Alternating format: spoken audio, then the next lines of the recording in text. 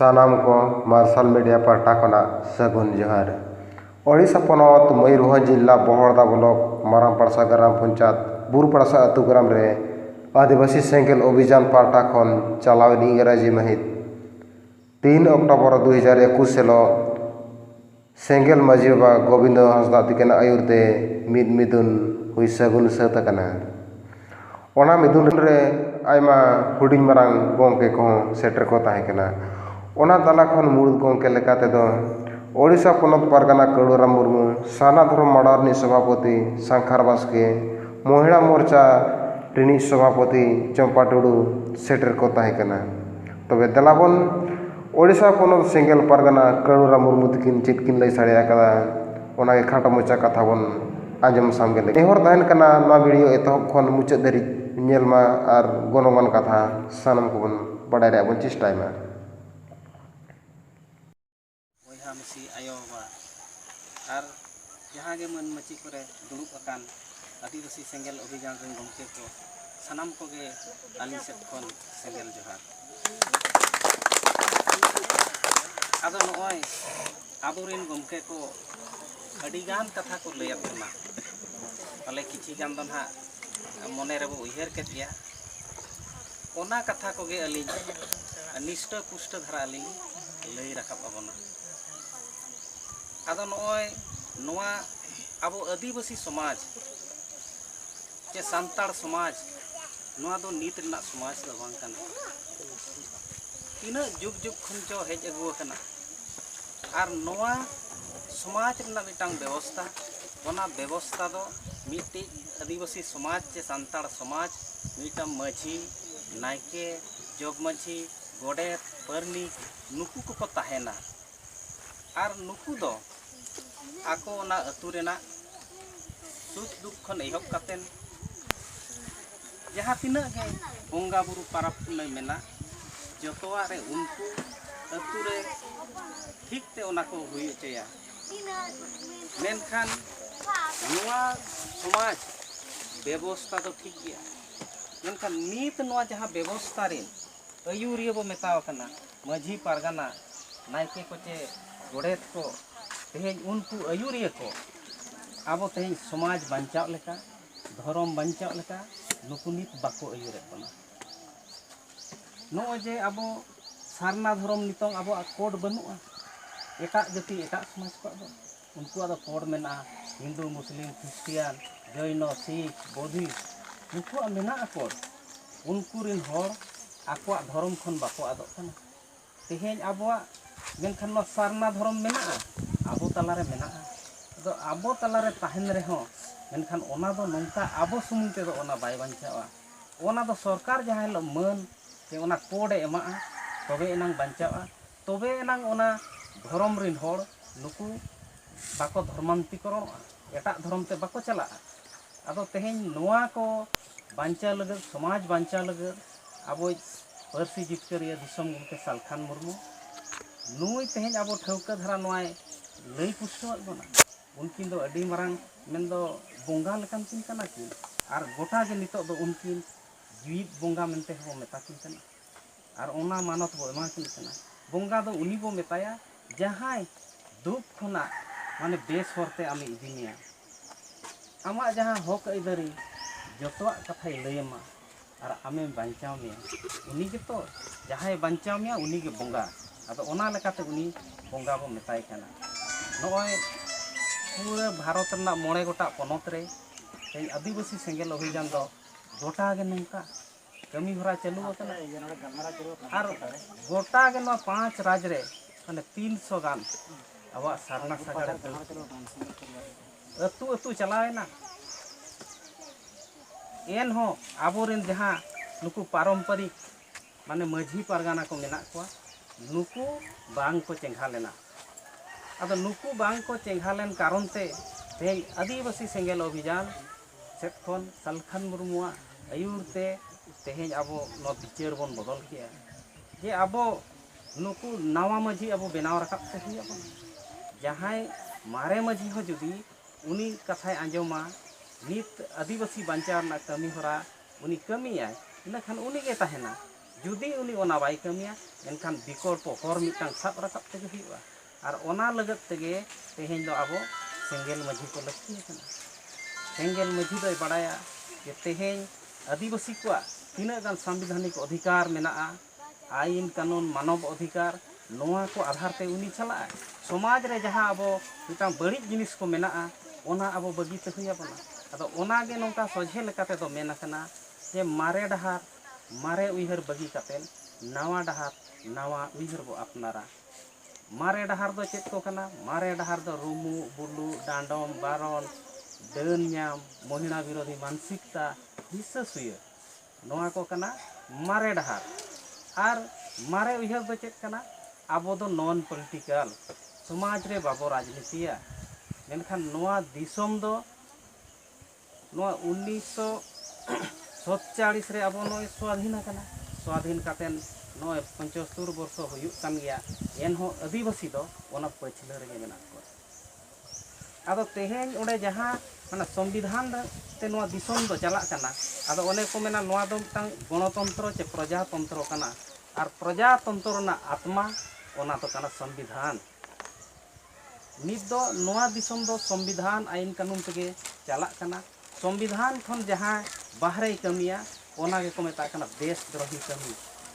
अब तेहें दो आबोरिन माझी पारगाना मारे लेका हिसाब ते दो उनको दो देशद्रोही कमी को कमी कना जे नित दो मेनिया मिमिटांग नागरिका जहां संवैधानिक अधिकार मेनाआ ओना अधिकार खन उनी बाम वंचित दाड़ेया आम ओना अधिकार उनी संविधान एम अकादेया माने ओना दो एम तेगे हुआ जहां नय बो मेनेया डांडम बारन नोआ दो आबो पावर दो बनुआ माझी को पावर दो नोडे दो ओना समस्या समाधान रना मिना बाय डांडम दा बाय बारन दाड़ेया ओकोय नित दो डांडम बना जहां नित बो मेनेया उनको जहां मजिस्ट्रेट को उनको नोआ रना दायित्व दो संविधान एम अकाद को जज को उनी मित हड़े डांडम दाड़ेया इने डांडमया के तीना उनी जेल दंडय एमाया ओना मेना विधान एनखान आबो नुकु माझी को दो ओना दो बाको दाड़ेया समस्या रना समाधान को दाड़ेया आदो ओनाते आबो ओना मारे डहार मारे उहर दो आबो बगीते हुया नावा डहार दो चेत कना नावा डहार दो आबोआ नोय भाषा भाषा जाति धर्म इज्जत आबादी रोजगार चासबास नोआ को आबो बांचा हुया बना तेहें जुदी नोआ को बाय बांचावा इना खान आबो आदिवासी हो बाबो बांचावा तेहें जतो बन बड़ायत गया मिटांग जाति सर्टिफिकेट आबो जुदी ओडक बो चलाआ इना खान दो आमा हासा रना टिकट दरकारोआ एनखान आमा जाति उना हासा रे मेना ओना हासा आमेम रेज अचोलेन खान आदो ओका खना नोआ जाति रना प्रमाण पत्र दम ᱧᱟᱢᱟ बाम ᱧᱟᱢ दाड़ेया नो भाषा हो उनका गे तेहें आबो भाषा मेना आबो जहां गे नो आबो भाषा ते रोड कान खान आबो को ठिके बनार बांगा नुकु दो को सांतार कना जे नुकु दो को मुडा कना जे नुकु दो को उड़िया कना आदो भाषा आद लेन खान ओना भाषा सलाते जहां तिना माने सामाजिक सांस्कृतिक परंपरा रीतिनीति मेना ओना को जतो चाबा भाषा रे जतो मेना आदो ओनाते हासा भाषा और धर्म नोआ खना जुदी आमेम छाड़ा एनखान आम दो आर नोडे होल लेकाते दो बांचा बाम ताहेना आर नोय जहां बो मेनिया जे नावा उइहर दो नोआ कना जे आबो भारत दिसम रे अडिगान आबो माने आबादी मेना अडिगान आबो जनसंख्या मेना आदो होर जुमिद सेलेद भोट जुमिद बराबरी हुंडे जुड़ू चे जितकर नोय नोआ कना नावा होर जुमिद ते हुआ होर दो चेत ते बो जुमिदवा आबो नोआ धर्म ते आबो नोय समाज माझी परगना लेकाते आबो जुमिद हुआ भाषा लेकाते जुमिद हुआ भाषा लेकाते जुमिद हुआ होरेम जुमिदना और भोट बाम जुमिदा आदो आबोरिन होर दो माने भोट दो नोय नित धबी जहां नेलोग कना हंडी परवा टाका पैसा जिल हाकू फुटबॉल जर्सी नौकाते अखरिञ कना ᱟᱵᱚ ᱫᱚ ᱛᱮᱦᱮᱧ ᱦᱟᱥᱟ ᱵᱟᱧᱪᱟᱣ ᱞᱟᱹᱜᱤᱫ ᱛᱮ ᱫᱷᱚᱨᱚᱢ ᱵᱟᱧᱪᱟᱣ ᱞᱟᱹᱜᱤᱫ ᱫᱚ ᱵᱷᱳᱴ ᱟᱹᱣᱨᱤ ᱵᱚᱱ ᱮᱢᱟ ᱛᱚ ᱛᱮᱦᱮᱧ ᱟᱹᱫᱤᱵᱟᱹᱥᱤ ᱥᱮᱸᱜᱮᱞ ᱚᱵᱷᱤᱡᱟᱱ ᱥᱮᱫ ᱠᱷᱚᱱ ᱥᱮ ᱟᱵᱚᱭ ᱯᱟᱹᱨᱥᱤ ᱡᱤᱛᱠᱟᱹᱨᱤᱭᱟᱹ ᱥᱟᱞᱠᱷᱟᱱ ᱢᱩᱨᱢᱩ ᱥᱮᱫ ᱠᱷᱚᱱ ᱱᱚᱣᱟ ᱜᱮ ᱢᱮᱱᱚᱜᱚᱜ ᱠᱟᱱᱟ ᱟᱵᱚ ᱵᱷᱳᱴ ᱦᱟᱺᱰᱤ ᱯᱟᱹᱨᱣᱟᱹ ᱴᱟᱠᱟ ᱯᱩᱭᱥᱟᱹ ᱛᱮ ᱵᱟᱵᱚᱱ ᱟᱹᱠᱷᱨᱤᱧᱟ ᱚᱱᱟ ᱫᱚ ᱟᱵᱚ ᱥᱟᱨᱱᱟ ᱫᱷᱚᱨᱚᱢ ᱞᱟᱹᱜᱤᱫ ᱵᱚ ᱮᱢᱟ ᱟᱵᱚᱣᱟᱜ ᱥᱟᱱᱛᱟᱲ ᱵᱷᱟষᱟ ᱞᱟᱹᱜᱤᱫ ᱵᱚ ᱮᱢᱟ ᱟᱵᱚᱣᱟᱜ ᱦᱟᱥᱟ ᱵᱟᱧᱪᱟᱣ ᱞᱟᱹᱜᱤᱫ ᱵᱚ ᱮᱢᱟ ᱛᱚᱵᱮ ᱮᱱᱟᱝ ᱟᱵᱚ ᱴᱷᱤᱠ ᱚᱱᱟ ᱡᱤᱛᱠᱟᱹᱨ ᱪᱮ ᱡᱩᱲᱩ ᱵᱚ ᱧᱟᱢᱟ ᱟᱨ ᱵᱟᱠᱷᱟᱱ ᱵᱟᱵᱚ ᱧᱟᱢ ᱫᱟᱲᱮᱭᱟᱜᱼᱟ ᱟᱫᱚ ᱛᱮᱦᱮᱧ ᱱᱚᱣᱟ ᱥᱚᱢᱟᱡᱽ ᱨᱮ ᱱᱤᱛ ᱫᱚ ᱦᱩᱱᱟᱹᱝ ᱟᱵᱚ ᱫᱚ ᱱᱚᱣᱟ ᱠᱟᱛᱷᱟ ko ᱜᱟᱯᱟᱞ ᱢᱟᱨᱟᱣ ᱪᱮ ᱨᱚᱨᱚᱲ ᱨᱤᱱ ᱦᱚᱲ ᱫᱚ ᱵᱟᱝ ᱠᱟᱱᱟ ᱟᱵᱚ ᱛᱟᱞᱟᱨᱮ ᱢᱮᱱᱟᱜ ᱠᱚᱣᱟ MLA MP ᱛᱮᱦᱮᱧ ᱩᱱᱠᱩ ᱟᱵᱚ ᱵᱚᱱ ᱵᱷᱮᱡᱟ ᱟᱠᱟᱫ ᱠᱚᱣᱟ ᱫᱤल्ली ᱫᱚᱨᱵᱟᱨ ᱵᱚᱱ ᱵᱷᱮᱡᱟ ᱟᱠᱟᱫ ᱠᱚᱣᱟ ᱥᱮ ᱱᱚᱣᱟ ᱵᱤᱫᱷᱟᱱ ᱥᱚᱵᱷᱟ ᱦᱚᱸᱵᱚᱱ ᱵᱷᱮᱡᱟ ᱟᱠᱟᱫ ᱠᱚᱣᱟ ᱛᱮᱦᱮᱧ ᱫᱷᱚᱨᱚᱢ ᱨᱮᱱᱟᱜ ᱦᱩᱭᱩᱜ ᱦᱟᱥᱟ ᱵᱟᱧᱪᱟᱣ ᱨᱮᱱᱟᱜ ᱦᱩᱭᱩᱜ उनको गे हुनंग नोआ कथा को को रोड़ा आदो ñेलेत को बो उनको दो बाको रोड़ कना बांग रोड़ रना मारंग कारण मेना मारंग कारण दो नोआ कना उनको आबो ठेन कोन भोट को किरिñ आका एनखान आबो आबो हको एमात बोना आर आको हबोन एमात कोआ आ नित दो आबो दो चेद आरे बुझेवा एनखान उनी परी आज मारंग जगह रे आबोय अखरिñ बोना नित दो ओना गे हुयुग कना ओकारे मिटांग खदान ने खुले अचेया ओकारे कारखाना खुले अचेया ओकारे डैम ए बनाव अचेया ओडे खन आज लाख लाख कोटी कोटी टाकाय हतावा आर आबो ताम दो ओड़ा दुआर जतो को डजरा जहां लेका उदाहरण लेकाते झारखंड रे जे हाने मालीगांव आर किल्दुआ अतु ओडे दो नो नोका जहां माने चास माने हुड़ू जहां गछि हुड़ू ओना को डजर किया आर ओड़ा दुआर हो ताको को डजर किया आदो उनको बांचाव लगत हो आदिवासी सेंगेल अभियान से सालखान मुर्मू के उनको बांचा लगे कुरुमुटु किया और अब सानाम नोआ करे बो आंदोलन किया जगह जगह अतु अतु न पुतले दहन एमान तेमान नौका बो कहीं किया तेहें 5 राज रे मेना बना मेनतेन झारखंड रिन उनको मिट्टिज बारे अतु रिन बो बांचाव दाड़े को कना आबो सेन हो जदी नोडे उनका हुयुआ आबो लगत ते हो 5 राज रिन को आंदोलन आबो हो बांचावा आदो नोय नो मिटा जुमीद आदो अडिगान संगठन उनको जुमीद कथा को लई गया अब चेक लगे हम जुमीदोआ बांगे जुमीदोआ बन जुमीद लेनखान बाको पोसड़ा बना अब लय हुयुआ तो जे हासा लगत बो जुमीदोआ चे भाषा लगत बो जुमीदोआ चे धर्म लगत बो जुमीदोआ चेक को लगत बो जुमीदोआ अब उनको तो जुमीद सुमुन को लया अब उनको तो नोआ खातिर को जुमीद एकवा जे जुमीद मिटी देखाव कातेन उनको को व्यापार कना नो मोणे शर्मा रे भोट हुयुग कना जे आले रिन हर दो नुना मेना को आले नुना एमालेपे इना खान आम ठेन होटले एमा आदो नोआ नोंका नितो दो उनको तो व्यापार को चालू होता आदो तेहेñ हुना आबो नो समाज सुधार के समाज बांचार ना दो अतु रे माझी को नायके को जगमाझी को नुकु गे हुना ठीक लेका नोआ संविधान आईन कानून को बुझेवा एनखान उनको को बांचाव दाड़े आबोना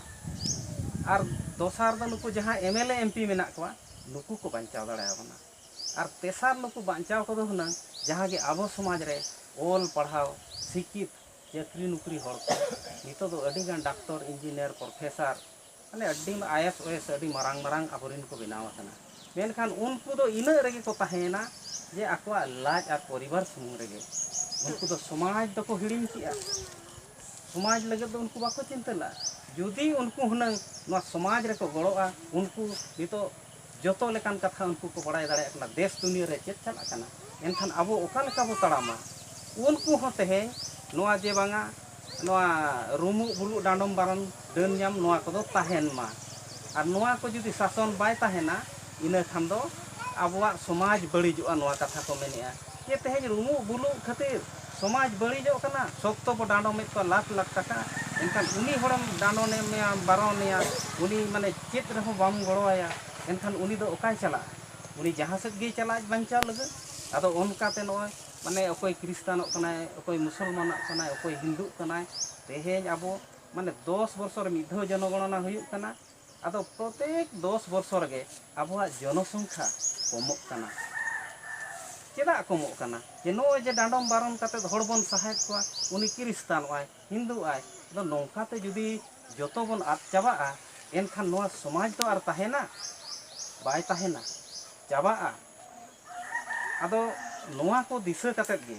तेहेñ नोका अतु अतु गलमाराव हुयुग कना आर नोआ गे बोन लय आको कना जे समाज रे जहां तिना बड़ी जिनिस मेनाआ ona ko dobon saha ka'a bad ka'a bon jaha ko abo bes jinis kana ona do apnar kate bo doho ka'a ado uni chakriya hoy mena bangge to handi do adi dhorom reyak kana uni menay acha handi chil lekare dhorom reyak kana jaha etohob manwa nuku manwa bako bebhar jaha bo mena pilchu haram pilchu budi je bang unkin handi nyu kate akin tang abo mane manmi sirjon rena hor tin jam ka noa ko do ere katha kana ape kuri ko bes hej te badaya noa do je daka bang benaw lekhan handi do bai benaw ado un joma unku ma hanu gari leka khor pakor jom kate kin tahelen do ar okare chet tuku che telang chet tahe kante unkin unakin benaw dare khala rema bai sinu adaka ma noa do osambhob katha kana ado noa jaha kalponik katha gapal marawte abuak समाज को नष्ट को शिक्षित हो आदो नोआ दो ना बेकार कथा कना हांडी दो नोआ दो तीस हो बाको बंगाया और नीत हो बाको बंगाया आदो ओना अबो बाबू बुझो ठीक कते बांगा हांडी बंगा कना और हांडी दो चे लगत को nyutum किया बगा चेहरा धरा हुनंग को nyutum के अमृत तना नोआ मा आदो हांडी बो मेलिया नोआ दो हन अडी मेना खातिर हांडी नोआ रदो चेद हो लाभ दो बनुआ नोआ जे आपे कुड़ी पे बड़ाया जे ओने दा पे दुला साकाम चेतान रगे तो पे दुलिया चे साकाम ओचो काते पे दुलिया साकाम चेतान रगे पे दुलिया और ओना पे तांगा ओना साकाम चेतान मा दा गे पे तांगा बाखेड़ोआ भीतर रे झार दा तपांदा चे तांग हड़ी बड़ हड़ी कथा मा बांग दो आबो नोआ नेलमा जोतोखन नोआ सारना धर्म रना मारांग थाम दो हुयुक कना जाहेर गाँव रे बारया खंडोआ कोड़ा को बड़ाया ओना दो जाहेर सड़ीम लतार रे गुलई खंडोआ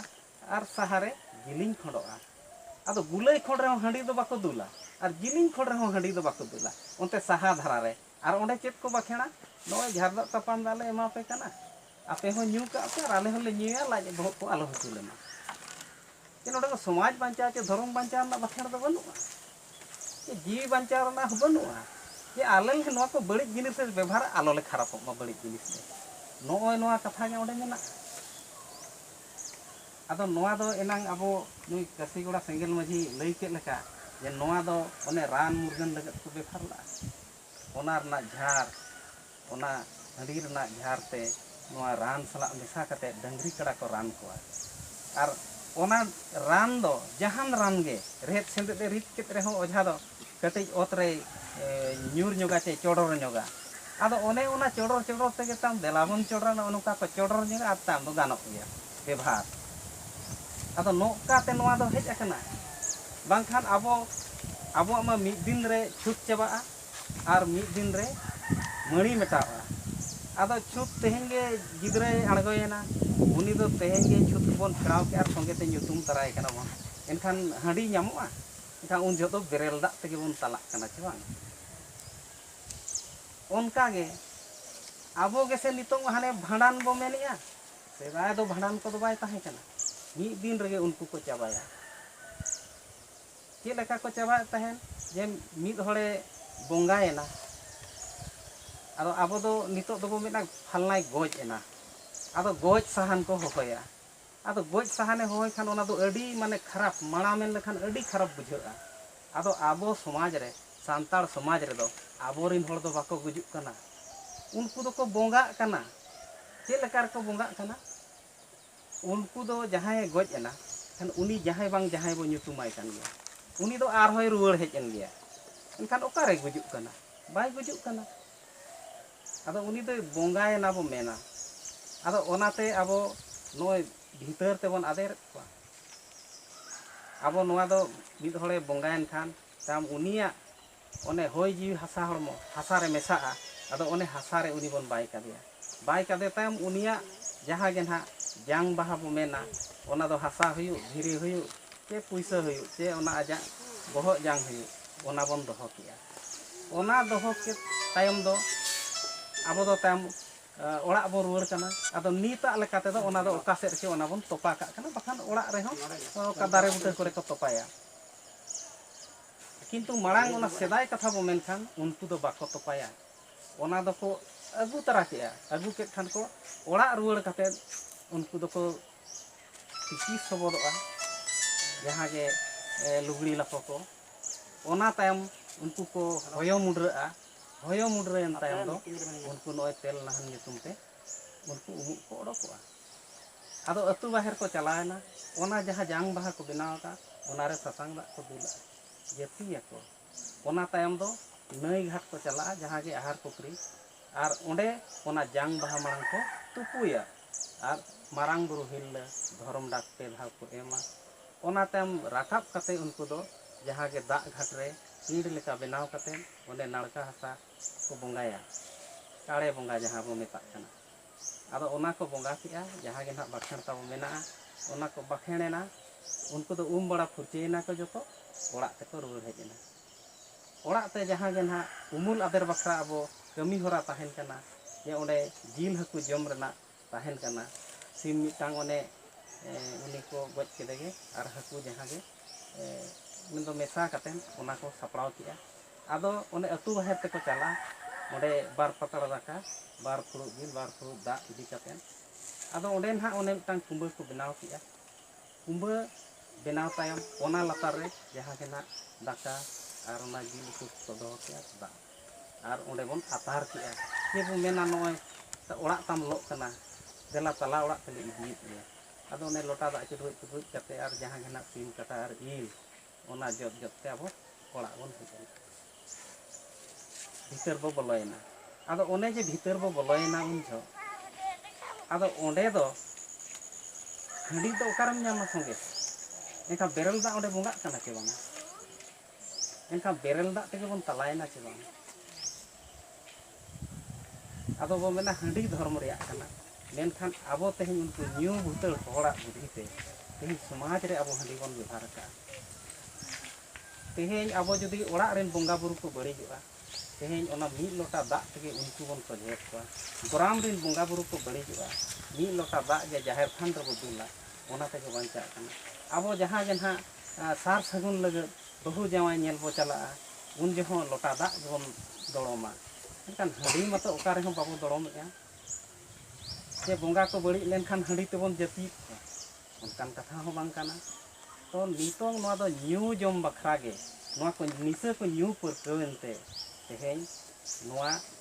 आबो को व्यवहार का आदो नोआ निसे चाबा रेना आबोरिन जहाँ मांग ते गमके को ताहे कना जहाँ पंडित रघुनाथ मुर्मू नुई हो माने उन बुलु समाज रे उनिया हो ओना रोड रेना बर्षा बाय हेज लेनते जे 1925 मसिया रे जहाँ लेका ओले ओडक किया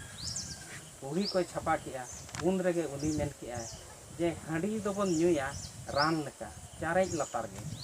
मेनखान ओने जे चारेज लतार रे मेन किया जुदी हुनंग समाज सोझेआ इना खान दो हुनंग चारेज लतार रेगे ताहे कोआ आदो नितो मा मसे हटक धाबी न्यू कातेन गोटा भिंदर सांदा ओना मा होय गे नितो जे कज कज गिद्रा हो को न्यूया आदो नोय जे मिटांग कथा मेना आबो तला रे जे नोआ ओने चोडोर संडे सारेज हांडी जुदी बाम न्यूया इनकान हापड़ाम बुंगा बाय ठिकमिया एनखान अमी कज कज गिद्रा होडे तीन इदी काया बुंगा रे मा को मेसा गया kan kuri kola गिद्रा ओंडे गे न्यूम चेदे को बुंगा सारेज को न्यूया आदो ओनाते अब kuri कोला नित बो न्यूया kuri कोला बो निसे कना हाट पता रे आदो नोय जे नोआ बाय कंट्रोल लेना आदो आबो समाज रिन होड़ दो चेत को मेनेआ नोआ दो आदिवासी सेंगेल अभियान अडी खराब कमी कना आदो आबो जुदी जहाना जिनिस गे माने चाबा सना बना ओना चाबा लगे खा मिटी दारे बो मेना जे दारे ओना डर मा लेखान ओना चाबा आदो जहाँ डर दो नोआ कथा कना जहाँ हाट पतार को अखरिया उनको को बंद कोआ अच्छा ओना दो डर कना डर मा लेखान दो ओना गुजुआ दारे ओना तंगु आरो इ अपंगड़ाता मेनखान आबो दो रेहेद रे नित बोटा अडे कना ओना बो मेना चोडोर गे बोन बगिया रेहेद टाडे लेखान दारे गुजुआ चे बांगा चे डर बांचावा समाज खन गे तेहेन बाहरे ओडोका कना समाज रे गे जुदी बंदोआ जतो हर जुदी एकदम आबो बुझे बुझी कते मित हर ते बो ताड़ाम किया kan bondo ace banga otomatis एकान हर साला नेया नित दो आहार डाहार रे चेदा आम चला आमा जगह रे आम बंद में माने आम दो हना पंखा चुरुक कना पंखा रेम साब खान दो आमेम गुजु आचे बांगा सुइच एम उता लेखान के बंदोगा आदो तेहें दो अब ना सुइच रे बंदेगा ओकोय चेतान रे एफेक्ट आलो ᱧᱩᱨᱩᱜ ᱟᱫᱚ ᱱᱚᱝᱠᱟ ᱜᱮ ᱰᱟᱸᱰᱚᱢ ᱵᱟᱨᱚᱱ ᱠᱚ ᱱᱚᱣᱟ ᱠᱚ ᱟᱹᱰᱤ ᱵᱟᱝ ᱡᱩᱛᱟᱹ ᱡᱤᱱᱤᱥ ᱠᱟᱱᱟ ᱱᱚᱣᱟ ᱠᱚ ᱟᱵᱚ ᱵᱚᱱ ᱵᱟᱲᱟᱭ ᱜᱮᱭᱟ ᱟᱫᱚ ᱱᱤᱛᱚᱜ ᱱᱟᱦᱮ ᱢᱤᱫᱴᱟᱝ ᱡᱤᱱᱤᱥ ᱤᱧ ᱞᱟᱹᱭ ᱟᱵᱚᱱᱟ ᱟᱵᱚ ᱠᱚ ᱵᱩᱡᱷᱟᱹᱣ ᱦᱚᱪᱚ ᱞᱟᱹᱜᱤᱫ ᱟᱵᱚ ᱥᱚᱢᱟᱡᱽ ᱨᱮ ᱢᱤᱫ ᱢᱟᱨᱟᱝ ᱱᱮᱛᱟ ᱞᱮᱠᱟ ᱛᱮᱫᱚ ᱯᱮ ᱦᱚᱲ ᱠᱚ ᱧᱮᱞ ᱧᱟᱢᱚᱜ ᱠᱟᱱᱟ ᱢᱤᱫᱴᱤᱡ ᱫᱚ ᱦᱩᱭᱩᱜ ᱠᱟᱱᱟ ᱯᱚᱸᱰᱤᱛ ᱨᱚᱜᱷᱩᱱᱟᱛᱷ ᱢᱩᱨᱢᱩ दोसार दो हुयुग कना शिबू सोरेन और तेसार दो हुयुग कना सालखान मुर्मू आदो नुकू गे पेया नेता पुष्टव सहित को नेलोग कना आदो नुकुआ कमी हरा लई लेखान अब बो बुझाव दाड़ेया ओकोय ठीक को कमी कना शिबू सोरेन दो चेद ए मेनेया आग सार बो बांचावा समाज तो बांगे उनी दो आग सार बांचाव रे मेनाया मेनखान आग सार बांचावा और नाते समाज गुजुआ इना खान दो आम दो ओकोय समाज लगत धिनंग दो ना ओना आग सार दम व्यवहार लगत आदो उनी दो खाली राजनीति सुमुंग गे उनी दो समाज बांचाव नोआ जाति धर्म भाषा भाषा बांचाव रे दो उनी दो बनुआ नोय कमी हरा नेलोग काना ताय तेहें नोडे जहां मुख्यमंत्री मेनाया झारखंड री हेमंत सोरेन शिबू सोरेन हपन मेनखान नुई 25 तारीख हिलो आज रोड किया जे आले दिल्ली ले चला कना 10 इन सलाते 10 जन प्रतिनिधि मंडल को चला कना जतो दल रे आर ओडे दो ना ओबीसी को जातिगत जनगणना हुयुग मा आर नोआ सारना धर्म कोड इदी कातेन गृह मंत्री अमित शाह सला ले जापाम कना आदो नुकु 26 तारीख दिल्ली को सेटेरेना आ 26 तारीख दो ओडे दो खाली नुकु ओबीसी लगत ओडे दो मेमोरेंडम को एम किया जे मा निया धाव 2021 जनगणना रे दो नुकुआ हो जाति आधार ते लेखा हुयुग मा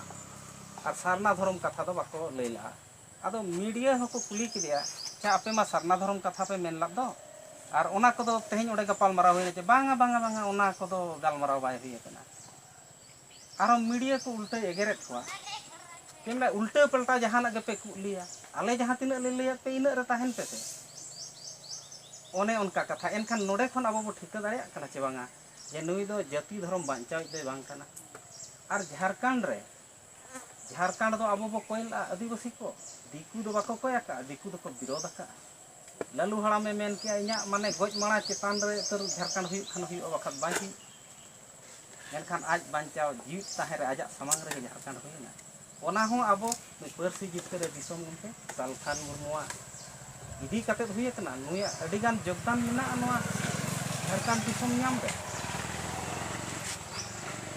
आदो तेहें ओडे हुनंग आबुआ भाषाते ओल पढ़ाव कोर्ट कुचरी ऑफिस दुकान बाजार जतवा रे हुनंग आबुआ ते रोड चला खान आबुआ लेका बुझा आचे बांग जहां लेका उड़िया को नुकु हो बिहार खन माने नुकु नोडे को बिहार खन उड़ीसा को अलग किया मेनखान जहां लेका को अलग किया ओनका गे नुकु दो नोडे उड़िया को चालू किया नि दो उड़िया राज लेका बुझा कना आबो हो हुनंग बिहार खन झारखंड अलग केना आबुआ रोड ते हुनंग चला आबुआ ओल गे हुनंग ओंडे दो इना खान आबुआ लेका उना बुझा जखन नुकिन आपा हपन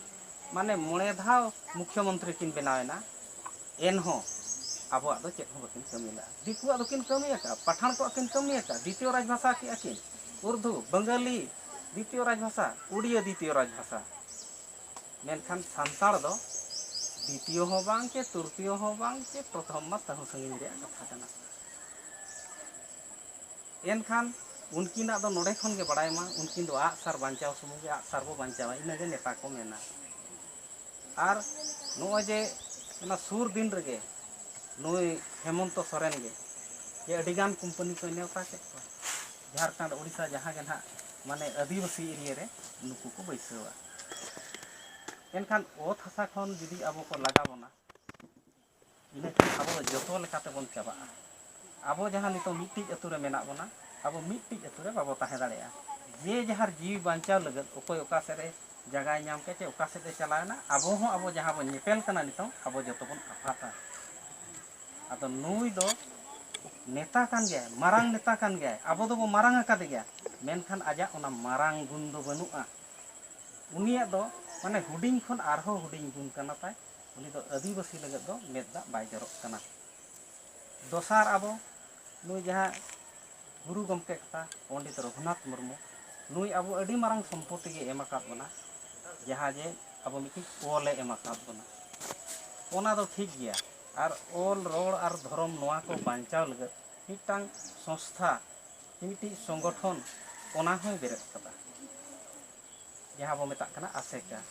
Adivasi Sawta Seched Lakchar Semled. Ado Odisha rena head office do ona do abo Rairongpur re mena adi hor bon badai gaya. Ado teheny ona ASECA madhyom te noa do 1964 khon noa ko chalu ki'a. Menkan 1964 kon nit dhabi nuku do ona mita jinis ko men ki'a, समाज रे दो बाबो राजनीतिया, आबो दो non political, Disom दो political और आबो दो नॉन पॉलिटिकल. जे नोआ पॉलिटिकल दो अकोय लगे, राजनीति दो अकोय लगे, संविधान दो अकोय लगे, नोआ समाज रिन सामाजिक होड़ को लगत कना. नुकु सामाजिक होड़ा आकोआ होक ऐदरी हाताव लगत कना राजनीति दो. आदो दिकु को दो ओना को बुझाव दाड़ेयादा. आपान अपिना आकोआ समाज बांचाव लगत आपान अपिन मिमिटांग राजनीति को दौड़ को बनाव किया. जहाँ लका हिंदू लगत दो बीजेपी और मुसलमान और नुकु ईसाई क्रिस्टियन को लगत दो कांग्रेस.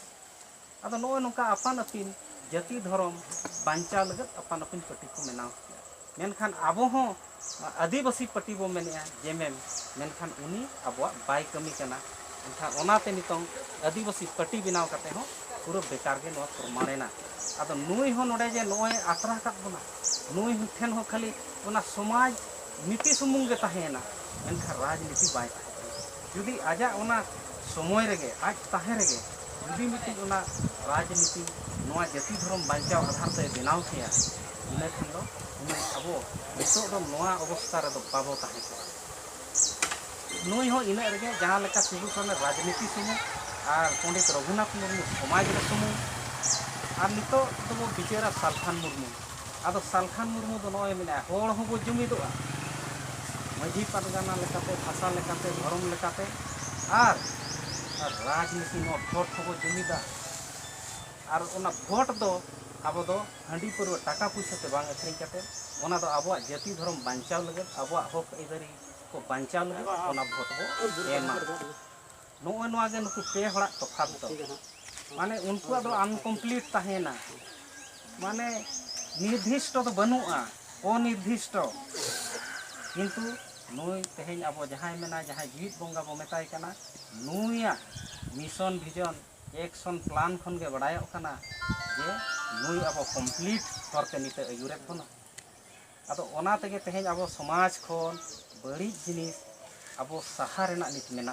तीना लगन नोआ बो सहाया बड़ी जिनिस उना लगन समाज उतनोआ.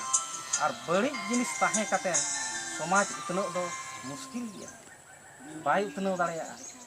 आदो नोआ आबोरिन होड़ तीना लगन को बुझाव दाड़ेया. जहां लका नुकु नितो दो जहां गे आबो समाज रिन छात्र को मेना कोआ जुवा को मेना कोआ ऑल पढ़ा चाकरी नुकु शिक्षित होड़ नुकु लगन बुझाव दरकार. और आबोरिन जहां माझी पारगाना मेना कोआ नुकु दो बन ठिका के कोआ नुकु दो बाको बुझावा. हापे हा होड़ भीड़ को नेल लेको खान को बुझाव गिचो. आदो नीत रे दो उनको बाको बुझाव दाड़ेया कना. तो ओनाते तेहेन नुकु सेंगेल माझी को दो आबो बो बेनाव कोआ. अडी होड़ को मेनेत गया अडी गान संगठन को मेनेत गया जे तेहेन सालखान मुर्मू समाज बार भाग समाज मा सेदाय खन बार भाग कान मित गे बार भागो कना दो बांगा. मिट्टी अतु रे बारिया पेया नायके बारिया पेया माझी मेना को गया. एनखान उनको दो चेत बाको बार भागिया. तेहेन जुदी आबो ASECA बो मेना ASECA ओडिशा रे दो मेना सारना धर्म, झारखंड रे दो मेना आदिवासी धर्म, बेंगल रे दो मेना सारी धर्म, आसाम रे दो मेना बिदिन धर्म. आको गे माने पून राज रे पून लेकान कथा को मेनेत दो सारना सारी बिदिन आदिवासी. आदो नोआ आबो बड़ाई होय होना आदिवासी दो संविधान रना 342 लेकाते ओना दोबो आदिवासी जुड़ू दोबो नाम का जहाँ चे नितो एसटी जुड़ी अब नुकु आसाम अंडमान रेन दो नित धरी एसटी जुड़ू बाको नाम का ओना खातिर ते ना नय 8 तारीख जहाँ अब हिजुक कना 8 तारीख हिलो अब कलेक्टर थरते राष्ट्रपति बन एमाय कना 7 दफा दाबी इदी काते आदो ओने दो नोआ कोगे मेना नुकु आसाम कोरेना मेना सारना धर्म रेना मेना सानताड़ी राजभाषा रेना मेना CNTSP रेना मेना आबोरेन जहाँ वीर शहीद सिदो मुर्मू बिरसा मुंडा नुकु ᱧᱩᱛᱩᱢ ᱛᱮ ट्रस्ट बनाव मा और जहाँ के हो मुंडा कुड़ुक खड़िया नुकुआ भाषा हो नोआ आदिवासी भाषा हो अष्टम अनुच्छेद रे संविधान रे शामिल मा नोआ को दाबी मेना और जहाँ जे नुई अब वीर बांटा सिदो मुर्मू तेकोई परिवार रामेश्वर मुर्मू उनिया गज रेना CBI जांच हुआ और मिटांग आदिवासी कुड़ी गे पुलिस ऑफिसर कनाय रूपा तिरकी उनिया हो CBI जांच हुआ नोय नोआ को दाबी इदी कते अब ओंडे कोन चला अब तेहेन नो 5 राज रे गोटा के जदी दाबीआ इनखान निहती सरकार अब बांचाव रना दावे एमा बना बाखान दो मुश्किल गया अब नोय सारना धर्म कथा हो बार बार अब नो आंदोलन इदीते तेहेन गृह मंत्रालय खन माने चिठी को भेजा किया रजिस्ट्रार जनरल ऑफ इंडिया आदो उनी रजिस्ट्रार जनरल हा नित आज विचार तेगे हुईया आदो उनी ठीक है विचार मान खातिर जे नोआ को आंदोलन को नोय पुतड़े रपा को नोय 30 तारीख बन हुई किया आदो अडी होड़ नोंका को लांदा बोता जवन का बारपे हर को जावरा गदा कना बुसुब को अतार गदिया बुसुब अतार ते जे होड़े अतारवा नीता दुनिया रे दो संविधान ना व्यवस्था रे दो विरोध जहाँ लेखा तेगे आमें सामांग लेखान गे ओना सरकार विचार ते हुई तो सांगे जगह रे नोआ को हुयुक खान आ नोय हुयुक कानते विचारे बोल नितो तो सारना धर्म रेना नील लेका दो सेटेर हुई कना नितो अब जोरदार आरो अतु दिसम करे जे ताहे काते अब आंदोलन बो सामांग लेखान गे नितो तो अब नोय राष्ट्रपति ओना रे मोहरे माराव लेखान गे अब कोड हुयुका और ओना कोड आधार तेगे अब जनगणना हुयुका आदो नोय इन ठेन CBI को बार बार को फोन होना को फोन लग गया जे उनको सेंट्रल CBI उनको को मेने आपे सारना धर्म इदी कातेन ओका ओका रे तीना जगह रे ओका मसीहा करे पे नोआ पे दाबी का चे रेल रोड का बंद का पे मीटिंग का पे जुलूस का पे ओना को नि हिसाब को हटावे और जहां नो 30 तारीख तीना जगह रे अब बन नो पुतला दहन कमी हरा बन हुई किया नोआ कोरेना को हटावेआ आदो आबो इया मेंदो आलोबन लांगा मा और नोआ अडिगान कथा नोय बो लई चेपेट एना तो आपे सेट खन ना माने चेत को जदी कुकली रना मेना ओना को पे कुकली दाड़ेया आदो खाटोते नोय आबो समाज रे कमी हरा रना कथाई लई किया आदो नोआ आबो तो समाज दो जहां बेस जिनिस मारेना मेना ओना ताहेन गया ओना आधार तेगे बन कमिया जहाँ को समाज रे बड़ी जिनिस बोलो आतना ओना बड़ी जिनिस अब नित ओना को ओडक रुवाड़ का कना आदो नोआ को के विशेष गलमारा आदो अडी बेची बांग मेन काते इन हो कथा को खाटो इदीया पालेनी मेना अडी गान कथा आपे पे बुझेवा का दिया ना और नोआ कथा को आपे जहाँ पे बड़ाई किया अब पेड़ा पेड़ा जहाँ करे गे बो न्यापाम उनको नोआ लई आको उनका तेगे प्रचार अब कुड़ी को के ढेर दपे प्रचार दाड़िया आपे तो माने दालू घाट उमु घाट जे कुल्ही रे दुड़ुब न्यापाम गोटा गे नोआ पे गपाल मरावा और कोड़ा को नित चेक को गलमरा कना ओकारे तेहेन बॉल एनेज हुई कना ओकारे क्रिकेट एनेज हुई कना जे ओकारे पड़ा पता हुई कना उनको तो नित दो ओना रना को गलमरावा और जहाँ को माने जुआन कोड़ा कुड़ी को उनको तो नोआ को गलमराव कना ओने फ्री फायर मिटांग नितो दो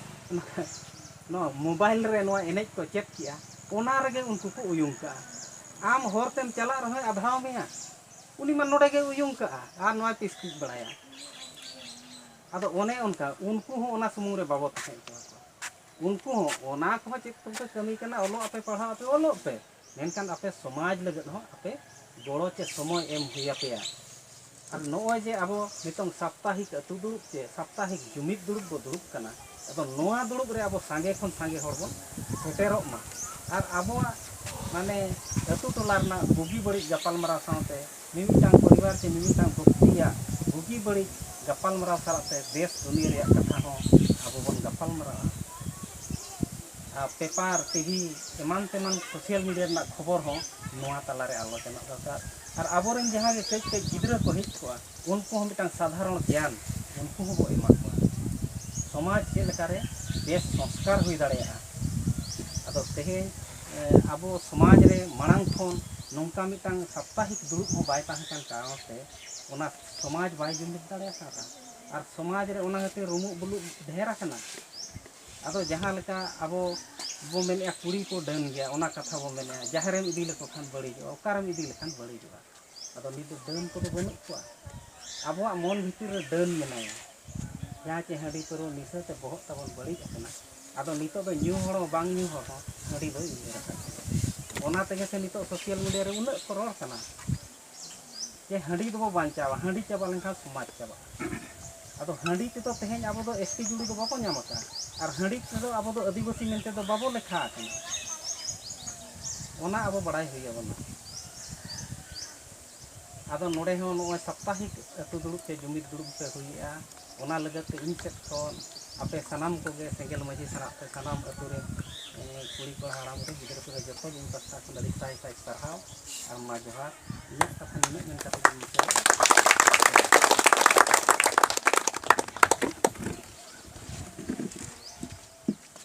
जाहो अभी दामन अभी गहिर बिचर अब पोनत परगना सेंगेल पोनत परगना उड़ीसा पेरा मुर्मू अब तारे बिचरे दो ना तो अभी सरी अभी जथात कथा कान गया